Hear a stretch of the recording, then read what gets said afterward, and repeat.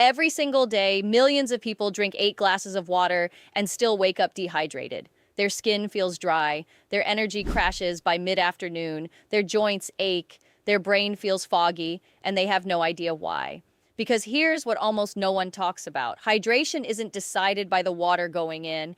It's decided by the habits that either trap that water inside your cells or force it right back out before your body can use it. There's a silent system inside your body right now that controls whether you stay hydrated or stay thirsty, no matter how much water you drink. And after the age of 50, that system starts to fail unless you know exactly how to support it. The truth is, dehydration doesn't start in your water bottle. It starts in your kitchen, your bathroom, your sleep schedule, and even the way you breathe. In the next few minutes, I'm going to walk you through the exact habits that decide your hydration, the mistakes that are draining your cells without you knowing, and the one thing most people do every single morning that sabotages their hydration for the entire day. Stay until the end because that final point could change everything. Let's start with something that might surprise you. Drinking water is only half the equation. When water enters your stomach, it doesn't automatically go where your body needs it. It has to pass through your intestinal walls, enter your bloodstream, and then get pulled into your cells. And here's the critical part. Your cells need more than just water to stay hydrated. They need electrolytes, sodium, potassium, magnesium. These minerals act like keys that unlock the doors to your cells and allow water to actually get inside and stay there. Without them, the water just passes through your system and comes right back out as urine. This is why someone can drink a gallon of water and still feel thirsty an hour later. The water never made it into the cells. It went in one end and out the other. After age 50, this problem gets worse because your kidneys become less efficient at holding on to sodium and potassium. Your body starts losing these minerals faster, which means even if you drink enough water, your cells can't hold on to it.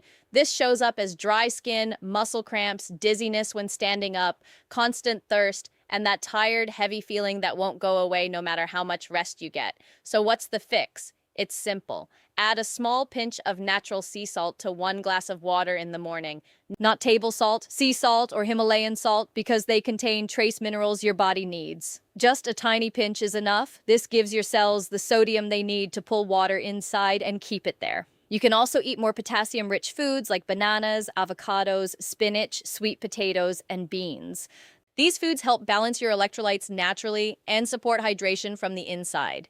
This one shift can make a bigger difference than drinking 2 extra glasses of plain water. But here's where it gets even more interesting. The temperature of the water you drink actually affects how your body absorbs it. Cold water feels refreshing, especially on a hot day. But when cold water hits your stomach, your body has to spend energy warming it up to match your core temperature before it can be absorbed. This delays hydration. It also slows down digestion because your stomach temporarily contracts in response to the cold. For older adults, especially those with sensitive digestion, this can cause bloating, cramping, or that uncomfortable heavy feeling after drinking. Warm or room temperature water, on the other hand, is absorbed much faster. It doesn't shock your system. It moves smoothly through your digestive tract and gets into your bloodstream quicker.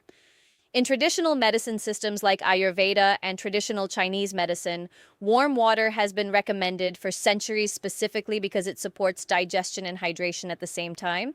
This doesn't mean you can never drink cold water, but if hydration is your goal, especially first thing in the morning or with meals, choose room temperature or slightly warm water. Your cells will thank you and your digestion will feel lighter and more comfortable throughout the day. Now let's talk about timing, because when you drink water matters just as much as how much you drink. One of the biggest mistakes people make is gulping down large amounts of water all at once. Maybe they forget to drink all morning, then try to catch up by chugging 2 or 3 glasses in a row.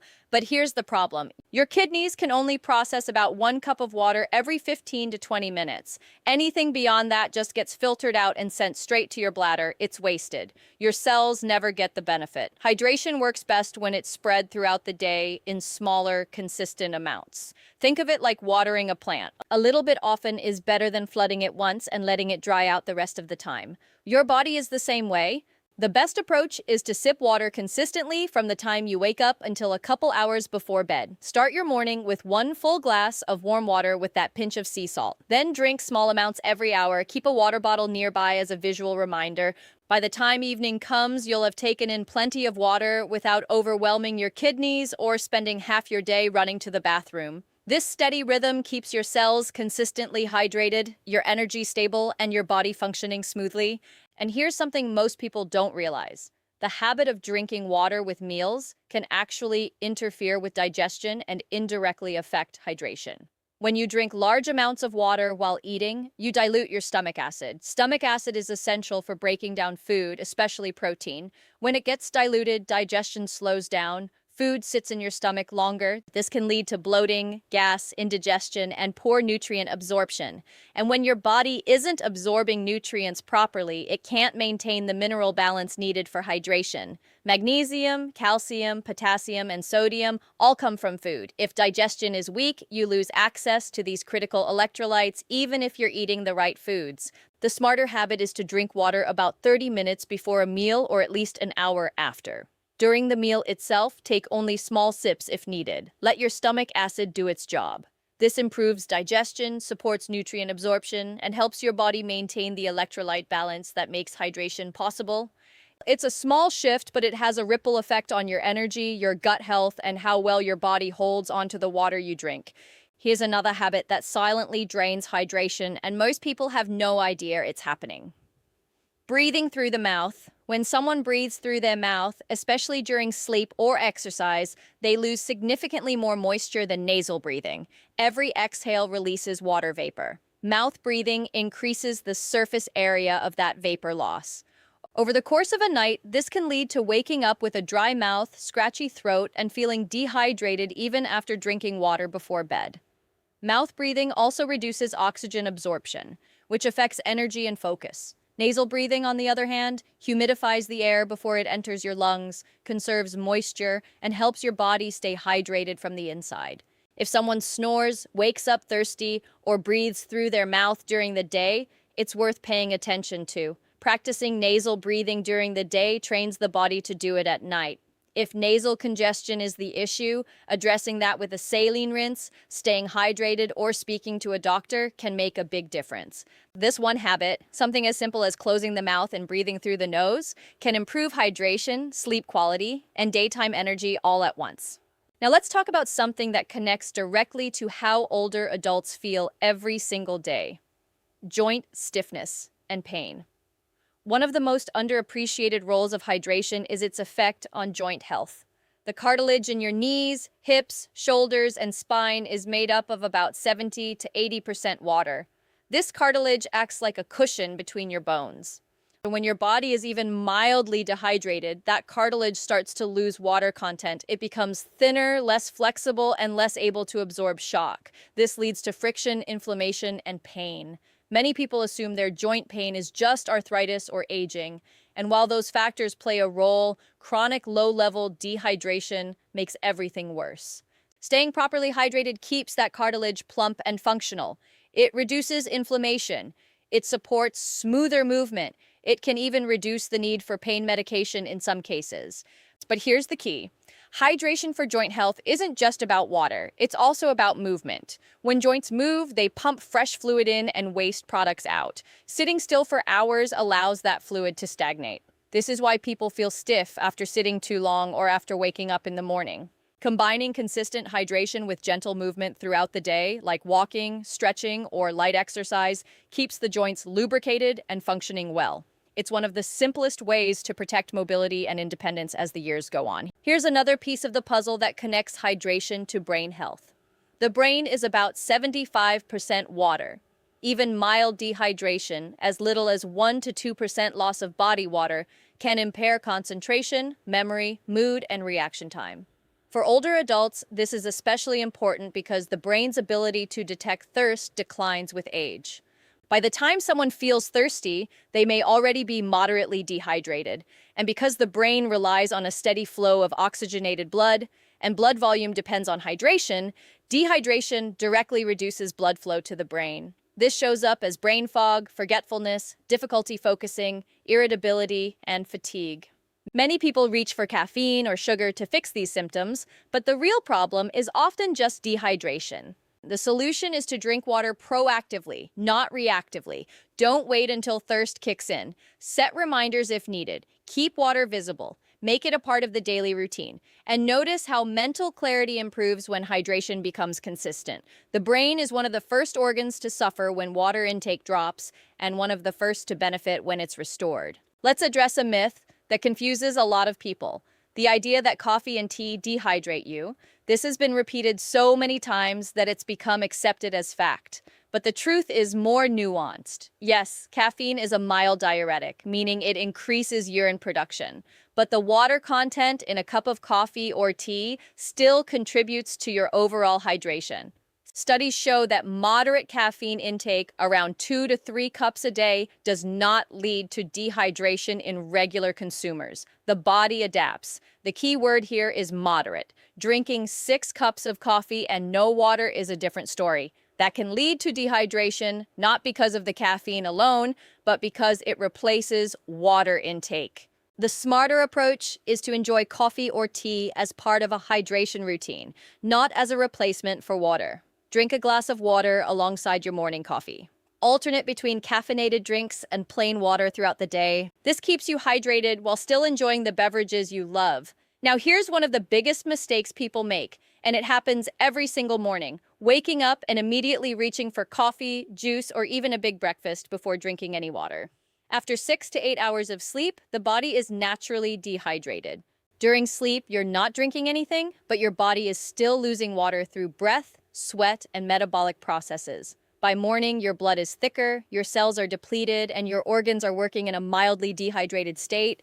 When someone skips water and goes straight to coffee or food, they're asking the body to digest and process without giving it the hydration it needs to do those jobs efficiently. This slows everything down.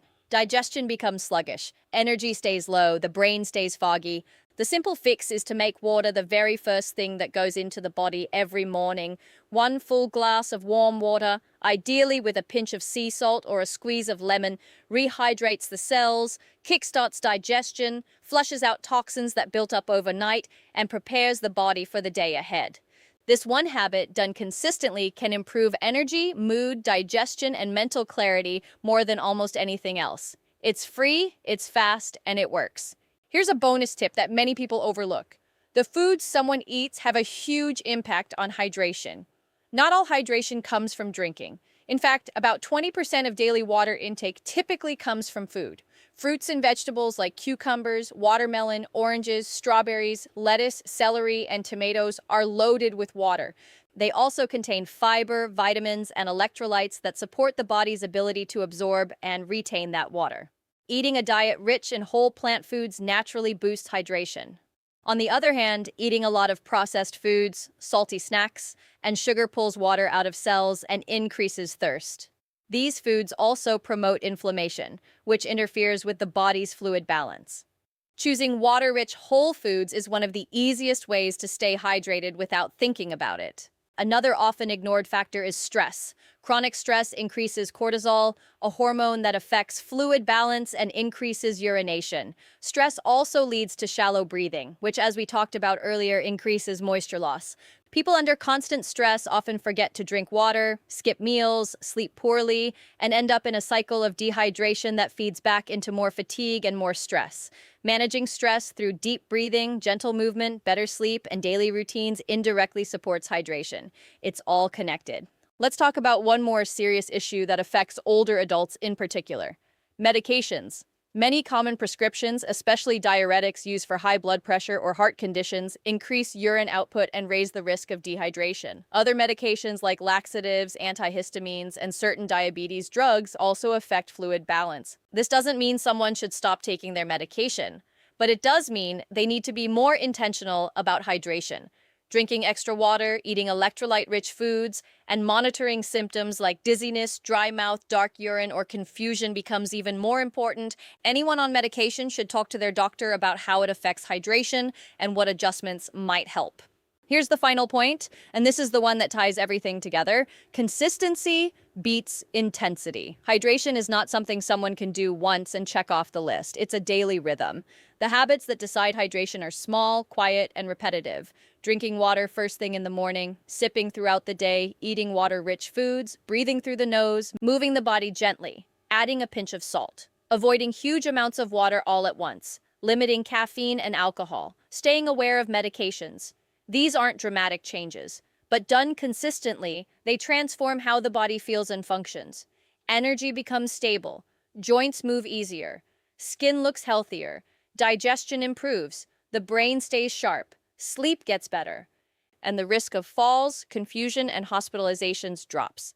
Hydration is one of the simplest, most powerful tools for protecting health, independence, and quality of life. And it's completely within your control. It doesn't require a prescription. It doesn't cost much. It just requires awareness and consistency. So here's my question for you. Do you drink water first thing in the morning, or do you reach for something else? Let me know in the comments. And if this video helped you see hydration in a new way, please hit the like button, subscribe to the channel, and watch the next video where I explain the everyday habits that are quietly affecting your blood pressure without you realizing it. Thanks for watching, and I'll see you in the next one.